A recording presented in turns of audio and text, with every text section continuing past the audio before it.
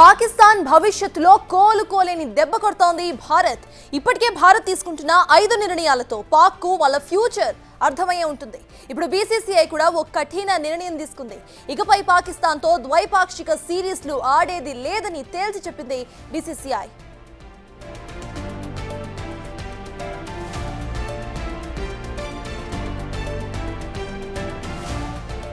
2012-13 తర్వాత భారత్ పాక్ మధ్య ద్వైపాక్షిక సిరీస్ అసలు జరగలేదు.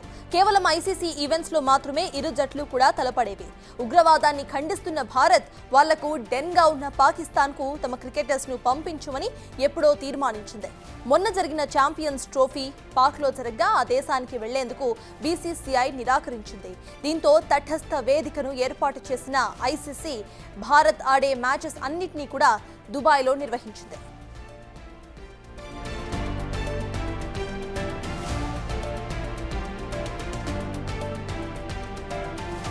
భారత ఆటగాళ్లు తమ దేశానికి రావాలని, అక్కడ పరిస్థితులు మారిపోయాయని పాకిస్తాన్ మాజీ క్రికెటర్స్ ఎప్పటి నుంచో చెప్తూ వస్తున్నారు. కొన్నేళ్లుగా దయాదుల మధ్య ద్వైపాక్షిక సిరీస్ లేవని, ఆడితే తమ బోర్డుకు ఆర్థికంగా మంచిదని కోరారు. అయితే పాక్కు వెళ్లేందుకు బీసీసీఐ పూర్తిగా నిరాకరించడంతో మాట మార్చిన పాక్ క్రికెటర్ బోర్డు తాము కూడా భారత్ రాబోమని ప్రకటించేసింది.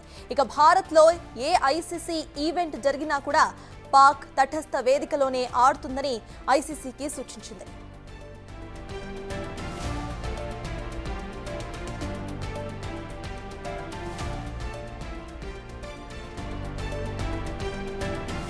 అయితే పాక్ భారత్కు రాకపోయినా, ఇటు టీమిండియాతో ఆడకపోయినా వచ్చే నష్టమేమీ లేదు. కానీ వాళ్ళకి ఆర్థికంగా దెబ్బ పడుతుంది. ఐసీసీ ఈవెంట్స్ దూరం అవుతాయి. రావాల్సిన నిధుల్లో కోత కూడా పడుతుంది. భారత్ బాటలోనే మరిన్ని దేశాలు కూడా నడిస్తే గనక పాకిస్తాన్కు చావు దెబ్బ తగులుతోంది.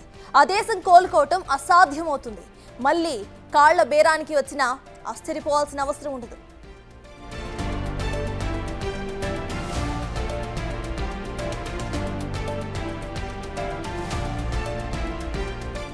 ఉగ్రదాడికి గురైన బాధిత కుటుంబాలకు తాము అండగా ఉంటామని బీసీసీఐ ప్రకటించింది. ఈ ఘటనను తీవ్రంగా ఖండిస్తున్నామని, కేంద్ర ప్రభుత్వం ఏది చెప్తే అది చేసేందుకు సిద్ధంగా ఉన్నామని అంది.